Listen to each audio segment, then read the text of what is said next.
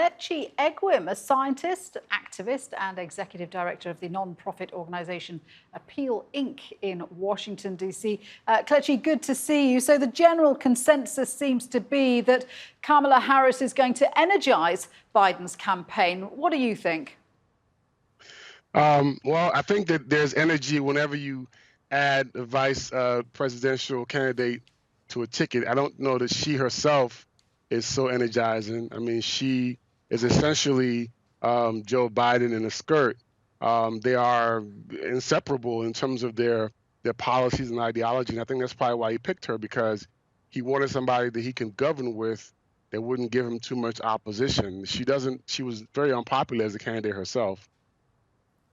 She's Joe Biden in a skirt. That's an interesting view. Did you not think she brings any credentials to the campaign, given that she is the first Caribbean descent and Indian descent woman to hold that role? Yeah, she brings a lot of firsts. She makes a lot of history. And I think that's why people are donating the way they are and reacting the way they are. She definitely brings a lot of history with her. I mean, and she has a very long record in public service. But that's the problem, is her record. You know, it's not the things you're going to do when you get there. It's the things that you do when you're there.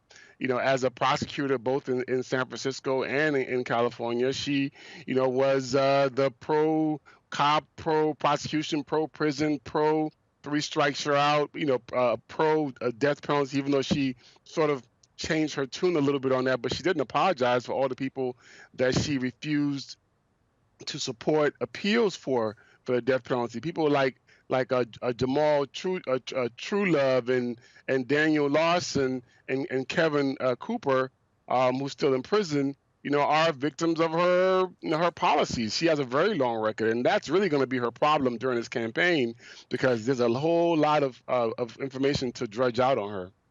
Right, and do you think that that's going to be an issue for Biden's campaign going forward? That there are already criticisms that she will drag him further to the left, and that also those very the debates they had in the primaries, where she really took him to task over his performance, that could also be something that she's criticized on going forward.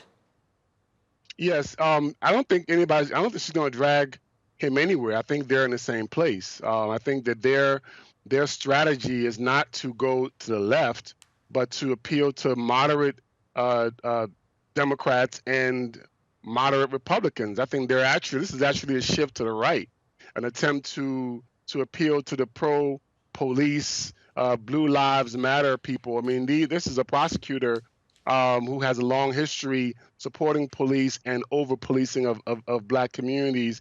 In the year of the uprising, this is the candidate not for the uprising, but is a way of sort of, quieting the critics who may say that the Democrats are too far left.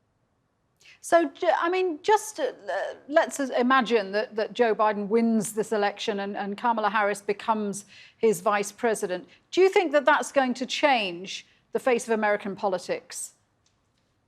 Well, it can change the face of the politics, but, a diverse face that masks systemic racism doesn't really help. It just feels like it helps, and this is what it is. This is a diverse face, an attempt to mask the systemic racism, and it's a system that she still wholeheartedly supports. I mean, she, like I said, is not that far from him in policy, and candidates like Elizabeth Warren would have actually been far more left. He had a lot of choices, even among black women like Stacey Abrams, but he chose to go with the most right wing of those choices. Kelechi, thank you very much indeed for joining us. Kelechi Egwim there.